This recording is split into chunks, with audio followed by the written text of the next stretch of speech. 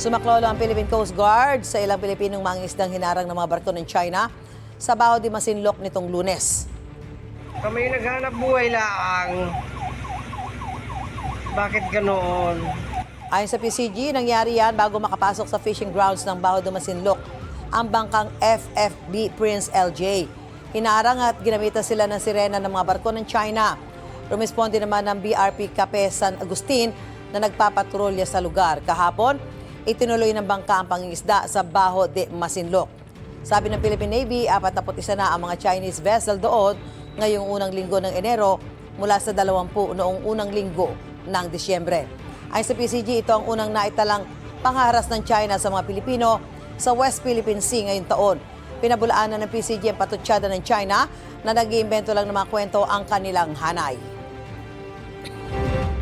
It is not true to say that we have publicized, manipulative, aggressive, made-up stories or incidents in the West Philippine Sea.